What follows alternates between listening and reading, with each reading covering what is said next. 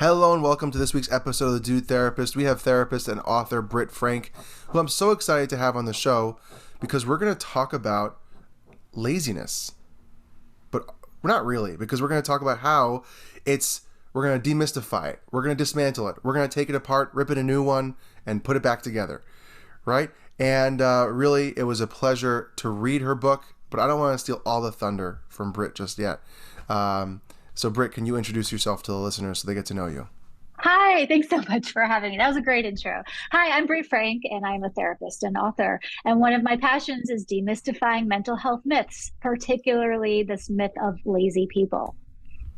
Well, that's what I try to do as well, but I guess I haven't written a book yet, so it doesn't matter as much. No, I'm kidding. It really, like I said to you before we got on the chat, that your book put things in words that I haven't seen put that way before. And it was so cool to see just the narrative that you were creating, and you jumped in such a clear way to so many different topics that had like a through way of, demystifying and anxiety. It was really just a great job. Thank you. Thank you. Thank you. So the first question I always like to ask therapists and mental health professionals on the show is, what pushed you into this world of mental health? Why mental health? Why do you want to become a therapist? I think the two standard answers are my life's been so perfect I want to help people, or my life's been so jacked up I want to help people. And I fall into I had so much trauma that by the time I got myself together, I learned this is so cool. I just want to do this all the time. So I changed careers in my early 30s and now I do this. That's amazing. That you're able to take that and reframe it to help people. And I think when I was in grad school, I remember one of the questions we got asked was, why do you want to become a therapist? It was like one of the first days of grad school. And I remember hearing everyone's story around the room. And the thing it taught me was not what they were saying, but that everyone has a story. Everyone has something that brings them to where they're at. And it doesn't mean, and it shows you the vast diversity of therapists and their story. That it's not just old white men, right? It's not just a certain image you have of a therapist. It's not all Sigmund Freud's or any of those people. It's so diverse and so beautiful and so eclectic that it really is just a magical place to learn from. So I'm so excited to have you on to learn from you and your story and everything that builds up. You start off the book in a very interesting way that I thought was so gutsy. You called anxiety a superpower. I did. Can you talk about what that means, why it's a superpower, and did you get any hate for saying that? Yeah, I got into a lot of trouble. I said a lot of things in the book that people were not super thrilled with. So, things like the chemical imbalance myth of depression, which is that now, since everyone is now on board with Because there's an that, article that yes, just came out. yes, It's but the not so provable. research, right, the research has been decades of that's not a thing. But anyway, so anxiety is a superpower. My caveat, my disclaimer is I have struggled with anxiety my whole life. I was an anxious infant. I was an anxious toddler. I've had drug addictions and eating disorders and personality issues, like all of the things. So when I say anxiety is a superpower, I am in no way minimizing how painful it is, how debilitating it is, and how real it is. Like the problem is not in your head, but anxiety is a superpower because without it, we stay stuck. If we don't have anxiety, how are we supposed to know if we're veering off track in our relationships or in our careers or in our lives? Anxiety is the check engine light of the brain. It's not pleasant, but we need it. And so just to push back on that, not to be annoying, but devil's advocate here for the episode is, what if someone's happy being complacent? No, please push back. Yeah. What if someone's happy being complacent and is okay not Yeah. needing to do more, be more, worry more to get them to go out of their comfort zone? What if someone's like, yeah, you know what? I'm okay being boring, or I'm okay just where I am, or I'm okay doing this. Why does it have to be that that's a good thing or a bad thing? I love that question so much. Well, complacency without anxiety, if that works for you, then awesome. Don't read my book, don't listen to this podcast and go live your best life. I am certainly not here to tell people you have to do anything. But often complacency comes with a heaping ton of anxiety. And if you don't understand what anxiety is and how it works, you're going to feel really crappy. But if you're okay feeling, like you said, if you're okay feeling crappy, like my family, they do not believe in therapy, which is kind of of funny. But they're happy in their way of being and doing, and that's awesome. So if it works for you, do it. I have found that most people would like to know what that anxiety thing is, why it's useful, how to help themselves not feel it as hard as often. So if you fall into that camp, then this info is for you. Okay, so tune in. And I think it's so interesting. I want to just, as someone who's a huge fan of superheroes like Marvel and DC, but now more Marvel because they're just killing it in the movies and the content. But something that we don't pay attention to is that we make an assumption about superheroes that it's easy and that it's a powerful and it's amazing and it's this, awesomeness of strength and ability. But if you actually pay attention to the movies or you actually pay attention to the comic books, is a huge burden and a responsibility and sometimes takes a huge toll. Like, just to give an example, right? If you look at Batman, he's lonely. He's a lonely human being that's very dark and in despair. But he's a superhero. I don't know, people have an argument if he's a superhero or not, but he's a superhero, right? If you look at any of the Marvel characters, right? If you look at Spider-Man, right, he has to keep a secret. He's lonely. He's dealing with all this pain of loss, and everyone has these stories, this arc, right? So no one says that a superpower means that you are happy, dandy, wonderful joy. So that's why I think people jump on that, by the way. Like, superpower? What? Okay, so I could not love that more because I love superhero movies, and Batman to me is in fact a superhero. So here it is. Anxiety is not the superhero we want, but it is the superhero we need. We need it. How's that? Right? I mean, you teed that up so perfectly. Edit the book. There you go. Edit and put a little star. Thank you, Batman. Or write, I am Batman. Right? But it's just such a true thing because I think when anyone calls a mental health name or diagnosis a superpower, the mental health world flips out because, like, how dare you minimize or make small of pain? But they're just mishearing or not understanding what we mean by superpower. Like, I believe that ADHD has created things in me or has caused me to be the way I am for the better. Also, in the same sentence, it's pretty crappy sometimes. But the greatness, my creativity, my energy, my silliness, my ability to do a lot of things, sometimes don't finish everything, right? That's the downside. Or my ability to be a good talker and schmoozer and connect with a lot of people is from ADHD. It's who I am. It is a power and strength of mine. And I think the mental health world, at least for me, when they push back on how dare you minimize anxiety, I'm not minimizing the feeling. I am challenging the function. We assume if we are uncomfortable that we are pathological. We assume that discomfort equals disorder. That's just not true. And exercise is the perfect example of this. If you are running 10 miles, you're going to feel uncomfortable, but that doesn't mean something bad is happening. The discomfort that comes with getting fit or the discomfort that comes with launching a business just means you're growing. And so as awful, and again, I've had anxiety my whole life. I've had panic. I've had all the things. Anxiety feels awful, but that does not change. The function of anxiety is to tell us that something is wrong somewhere. Yeah, and just to stay on this for just a little bit longer, there's a great psychologist, Dr. David Burns, who writes in his book Feel Good Therapy, when he's describing, because I remember I had my first panic attack when my daughter was born about 3 or so years ago. And it was the first time I ever had a panic attack. It was one of the scariest moments of my life because I thought I was dying. My face felt numb. I thought I was having a stroke. You had a heart attack. At the same time, dying, can't breathe, right?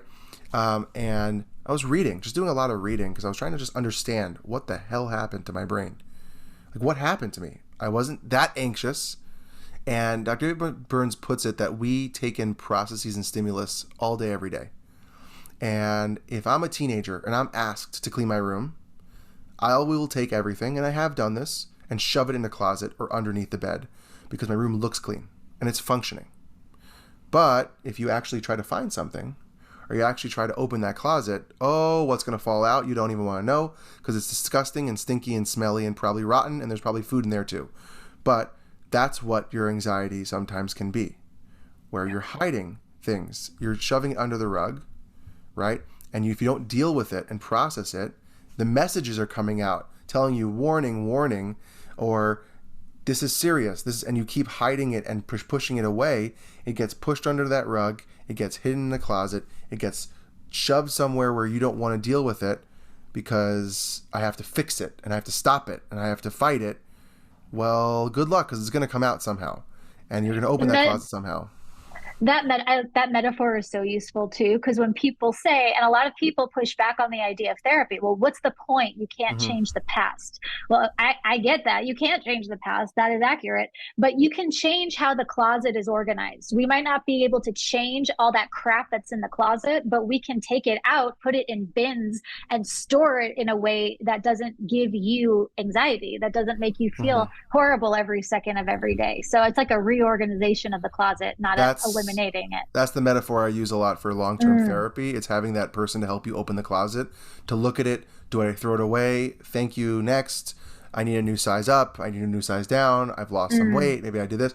Or I have to put it here or never look at it again till I'm ready and put it far into the closet till I'm ready to organize it. Maybe I'm not ready to organize it yet, but at least I can just sit back and look at what needs to be organized.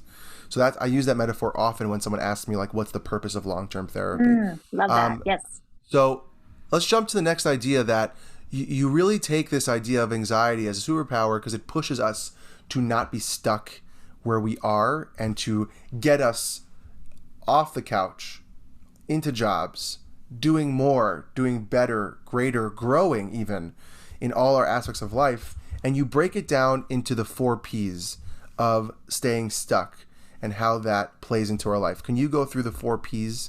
I love, by the way, like a I don't know what it's called, not an algorithm, because that's not the word I'm thinking of, but like an acronym kind of way, because like a cutesy way of remembering something really cool. I guess I'm not. That's why I'm not an author and not cool enough yet. I don't have that many acronyms to my practice. I have to work on it. I can't spell very well, so it's very hard for me to make acronyms. But what are the 4 Ps that you discuss when it comes to being stuck? Oh my gosh, that's awesome. So when I talk about the 4 Ps, and I like the 5 Cs, the 4 Ps, the 3 Os, I'm really big on that in the book because they're easy to remember. So it's so important, again, to know, forget about the feeling for a second. Let's focus on the function. What is the purpose of anxiety? Okay, number 1, it protects us from danger. If I'm not anxious while I'm walking, well, this is me as a woman, you might not feel the same. If I, as a woman, am walking down the street at night and I feel anxiety, that's a cue that maybe I need to do something other than what I'm doing if I have the choice. We need anxiety to know if danger is coming. It is a very, very useful thing to feel anxious when we're about to be attacked by a lion or if there is a danger in the environment. So that's another one. It also promotes connection. And this one is super unpopular, but most people can relate. If I said, oh my God, I'm feeling so anxious, there's never going to be a lack of people that are like not going to go, oh, me too. But if you stood in a crowd and said, wow, I'm feeling really good, my nervous system is feeling so regulated today, it's kind of lonely. And so having this relationship with our anxiety, it does allow us connection to like-minded people. And it also prevents discomforts, right? So if I feel anxious about getting off my couch, because what if I go on that date and they reject me? What if I do my to-do list and my business falls? What if I go out to go to the gym and everyone laughs at me? And so anxiety does prevent discomfort. Now, again, that's not sustainable and it's only half the story, but failure to identify function means we're just going to keep doing the same thing over and over and over and over and over again. So I'm lost now. Promotes connection, prevents discomfort, protects us from danger. What's the last one? I'm blanking here. I don't know. You're the author. I know. I don't remember what the last P was. I'm hiding in a room, so I don't even have the book on me right now. It's downstairs. That's so funny. So we got 3. We'll get to it later. We will get to it later. We'll oh, that's so funny. I wrote that section in like 2020. So yeah. Whoa. And when it comes down to it, you talk about something that I think is really interesting about why people like embracing being stuck, right? And sitting in that experience, right? Because you're afraid to go out from that because you know this, like, you know where this is at. And so if I know what it's like to be single, I don't know what it's like to be in a relationship. Or if I'm married, I don't know what it's like to have a kid. Or if I'm comfortable in this job, so to speak, because I get what I'm doing every day, but to go and get a promotion or to look at another career option, I don't know that. So I'm going to stay here. I'm going to complain about it, but I'm going to stay here. So can you talk about the demystifying of laziness, right? A lot of people talk about mental health, and when they talk about it, they say, oh, when someone's depressed, they're just lazy. Or when someone's anxious and they don't do things, they're just lazy. Can we talk about the difference of laziness and then lack of motivation? Yes, and I'm still on the what was the freaking fourth P, but I'll figure it out hours after we're done with this conversation. So the laziness thing drives me bananas. And again, I get a lot of people get angry when I say this. Well, are you just saying it's okay for us to lay on the couch and procrastinate and never do any of the things? I am not saying it is a justifiable behavior. I am saying laziness is not the explanation. And if we're not explaining our symptoms and our dilemmas, how are we ever going to expect ourselves to solve them or change them or heal them or whatever? Laziness is a moral judgment. It is not a biological reality. In other words, there's physiological stuff that happens in your nervous system, namely the freeze response. Most people have heard fight, flight, freeze. Laziness, or what people call laziness, is a freeze response. It is a nervous system that is shut down because reasons, any number of reasons. But again, that doesn't mean it's okay to not do anything.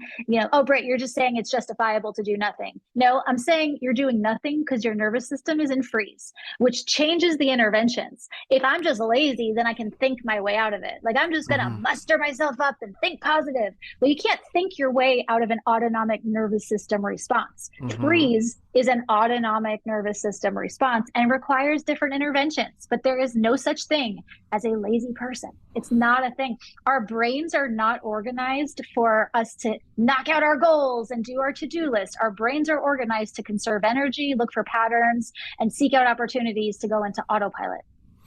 Yeah, and that's something that people don't realize. Like as someone who has ADHD, I interchange between them, right? Hyper focus or hyperactivity, where I'm like go on something. And there are times where I'm in a state of paralysis where I know I need to do something. My brain is so overwhelmed with stimulus that it shuts itself down to kind of reboot, reset, stop, and just not get overheated. Right? So that's part of the quote unquote laziness that we're talking about, is that from the outside it looks like you're just sitting on the couch watching TV for 8 hours. It's like, no. It's my anxiety is consuming me, where I can't get out and do it because it's saying don't do that because it's so scary, or it's right. And again, me. Not a justification, but that is an accurate physiological. That's what's happening. Exactly. And I wish that we didn't even use the term mental health, because depression is not in your mind. Like it's not a mindset issue. Depression is physiological. Depression is your nervous system compacted and shut down to protect you from a threat, whether that's from the past or imagined from the future or real, or it doesn't matter. Nervous system dysregulation, the mental health world calls diseases, and that's not always the case. And that's the way. Like some of the things that I will say that a lot of people don't like. Not that people really, no one really. I don't know how to have haters yet. Getting there one day. Fingers crossed. Right? I take haters. It means someone's watching. That's why I like it. I mean, someone's looking at my stuff. It's like, okay, thanks. Is the idea that if and when someone is talking about diagnosis, I say this to my clients. I go, I could care less. And they go, what? You don't care about me? I say, no. Let me explain. I could care less what you call it. How is it impacting you? Okay, so if you want a name, I can give you a name. From the DSM, from research, I can do assessments and I can give you a title if you'd like one, which I have to sometimes for insurance purposes, billing purposes, all that fun stuff. But when it comes to how I treat you or care about you, I don't care. I don't care. And people don't like that sometimes, / they don't, I've never heard that very often, because the world of mental health for years has been diagnosis, treat the diagnosis, treat the diagnosis. I'm like, okay, diagnosis might give me a backdrop to somebody and what they maybe be going through in general, but not their specific scenario. But it does give me maybe direction on styles I might use, but I'm treating the person. And everything complex that is about them. So I don't care. Right. Well, and the limits to the DSM, one major one, which is Yeah. it doesn't take trauma into consideration. I can diagnose somebody with borderline personality disorder or bipolar 2 or whatever without once I had a woman come into my office and she's like, I have generalized anxiety disorder and I have clinical depression and all of this list of DSM diagnoses. I'm like, when we got into it, I'm like, okay, you have a sick kid, your mother is dying, your spouse is a violent alcoholic, you're in a domestic violence situation, and like your job is like a place where you're sexually harassed daily from your boss. I'm like, that is not an internal disease thing, that is an external environmental oppression thing. And the DSM does not differentiate between the internal and the external, and it needs to. Yeah. And it's a big, big caveat to why people, most mental health professionals aren't big fans of the DSM. And so to then transition to the idea of, laziness, why are people so quick to talk about that and put that on somebody without finding what's going on first? Such a good question. Well, one, as humans, we tend to like very black and white, binary, it's this or it's that type of explanations, which is developmentally a very childlike orientation, right? If they're lazy, I'm not, I'm good, they're bad, they are now they're othered. Now that really scary thing is othered.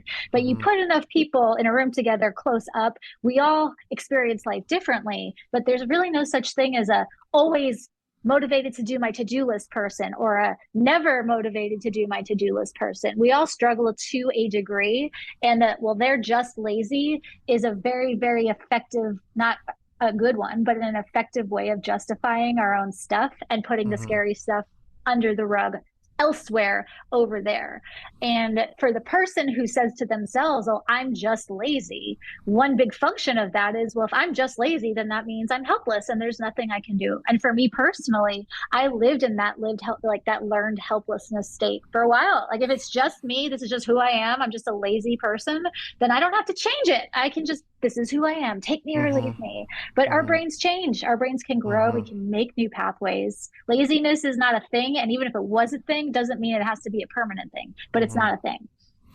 And I think you're getting to something really important. I think a lot of us have internalized that narrative very often, that if we're not being perfectly productive or as Mm-hmm. productive as we hope, we talk to ourselves like that. Mm-hmm. Like, oh, I'm so lazy. Over the Mm-hmm. years, now I'm only 30. So over the years I was diagnosed with Crohn's when I was like 18, 19, right? Ashkenazi Jew, bad stomach. Hey, I'm probably I hear you. lactose intolerant, IBS, it runs in the family, right? So fine.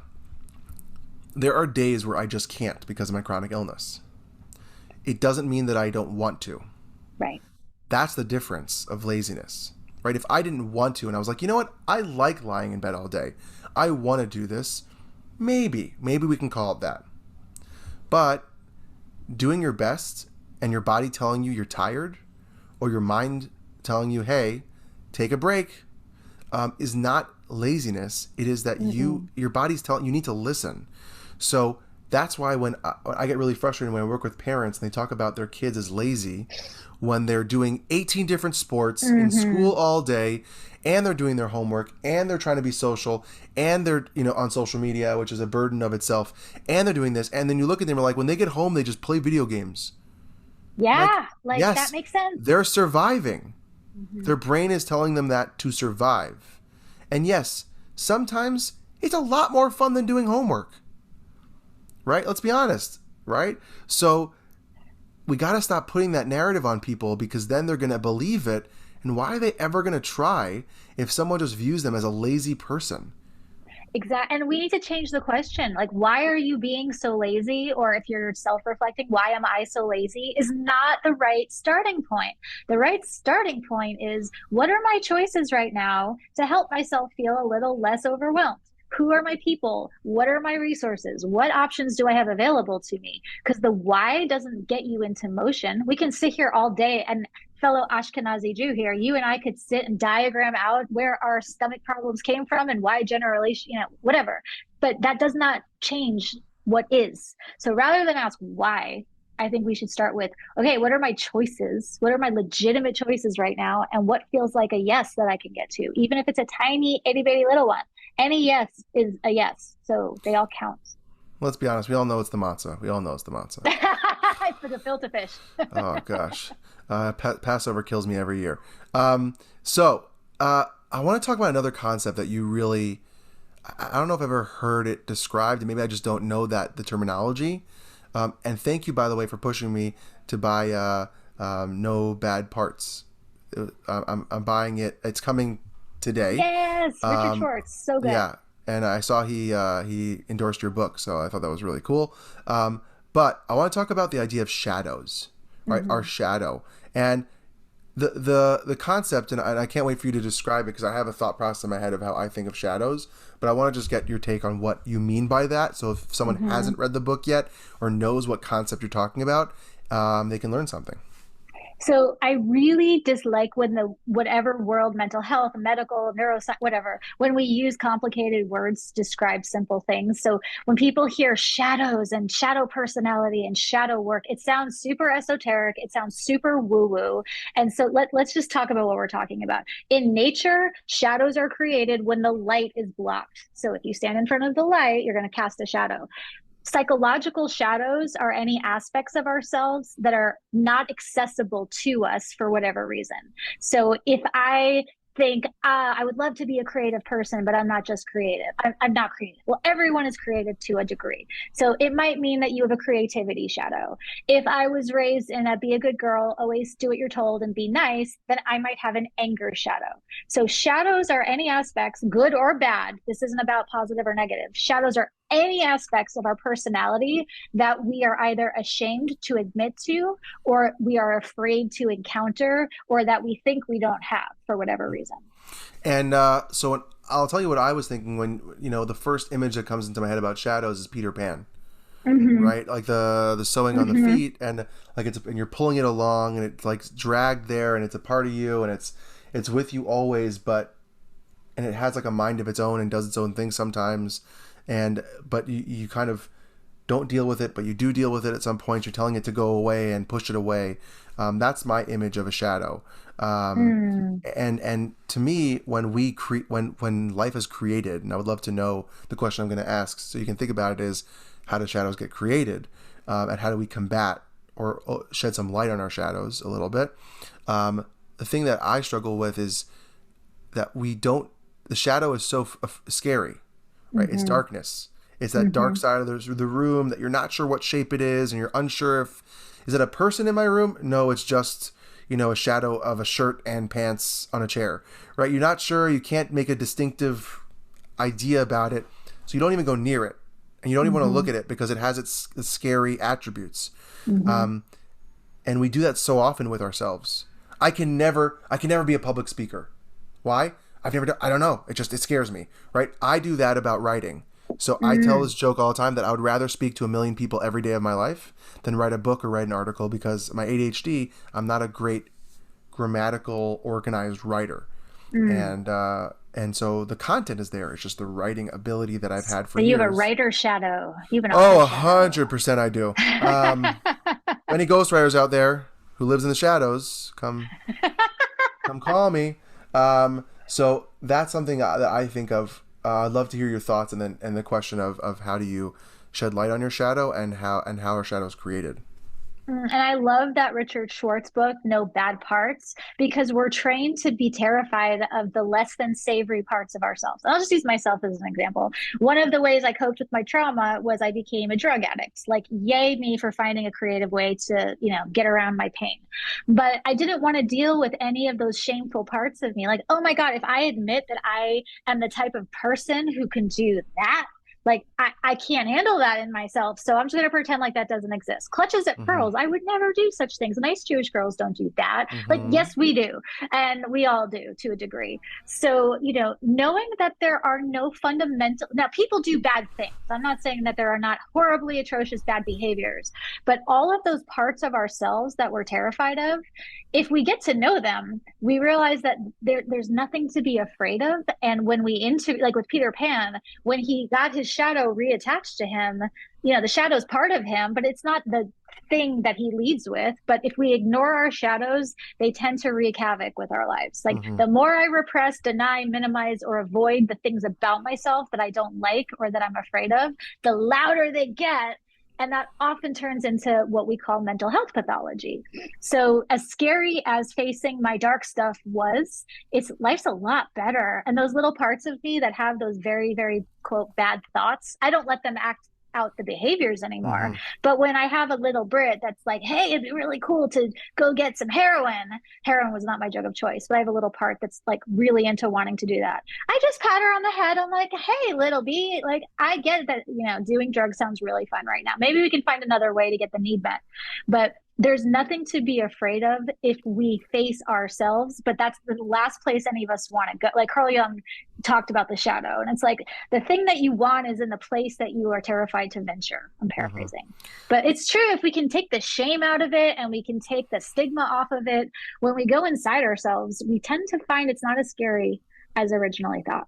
Yeah, and I think the misconception is that um, I think people are just afraid to see who they truly are. Sure, I was. Exactly, and also to break down the definitions that you've worked so hard to create, the Mm-hmm. facade of yourself, Sure.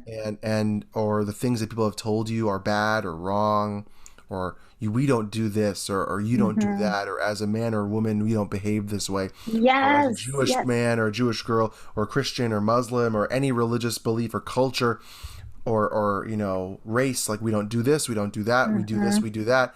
It creates like this person, Mm-hmm. this facade, this mask, this person that we live in, and if we just open up that door, we're afraid to see what skeletons come out. We're afraid to see what leaks through, and kind of peeks its head out. And are we going to be okay with it and be accepting of Mm-hmm. ourselves?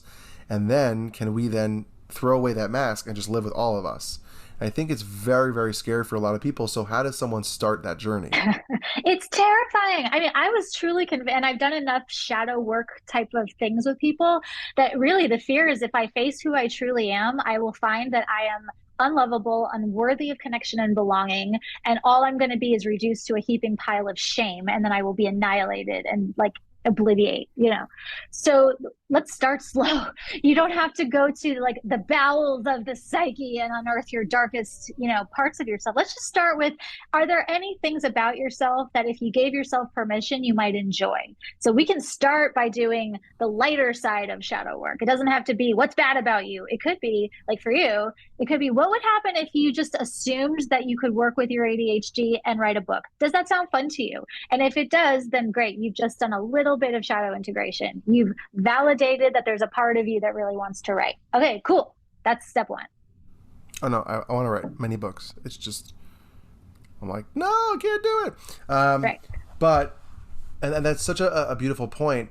And I think that I was asked recently by a colleague of mine who was asking me about podcasting and social media and all these things that people think I do so well, which I don't know if I'm doing well or not. And I said, you just got to start doing it. Mm-hmm. Like one of the reasons I did the podcast was I was afraid to start. Mm-hmm. And recently I did some cool things because it's going to come out later. I hired a publicist recently, like this week, because Congratulations, Mazel Tov. thank you. Like I'm like, I can't do this myself. I want to get farther along in this journey and goal and hope that I have for my career. I need to get this done. I need to take actionable steps to get this figured out. So I need to start. Mm. So start writing. I write blogs once in a while and I start. And the podcast, I started. And I remember hearing Gary Vaynerchuk, Gary V, said that if you wait till perfection, you will never put anything out. Mm-hmm. And if you wait, if we put it back to this, if we wait for the shadows to be cleared, if we wait for it to be totally clear skies and the lighthouse is shining so bright, it might not ever happen if we don't take small steps to spread that light. Like ever will it. And I Ever. tell people, even if you take a step in the wrong direction, one, that's why we take small steps, because if you take a small step and it's not a good direction, you haven't totally annihilated your reality. So take a small step, and if it doesn't feel right, then use that as feedback. Like GPS is a great metaphor. You can plug in where you want to go, but your GPS is not going to start talking to you until you put your car into drive. At least mine Mm-hmm. doesn't work like that. If you have a Tesla, it might be different.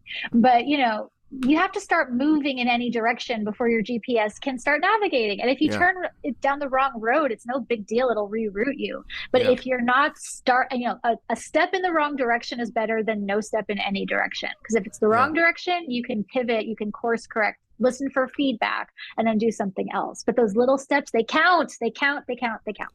I love that so much. Okay. So Okay. where can people find you? Where can they get in touch with you? Where can they get your book? What's your book called? Preach, rant. Tell us all of it. So my book is called The Science of Stuck: Breaking Through Inertia to Find Your Path Forward. You can buy it wherever books are sold, Amazon, Barnes & Noble, Target, wherever. I'm on Instagram at Britt Frank, and Britt has 2 T's. So come say hello. I love meeting all of the internet people. It's really fun. Well, thanks so much for showing up on the show today. I really, really admire your work, love what you do, and really can't wait to spread this episode and your content, all these things. Really just thank you so much. Thanks for having me.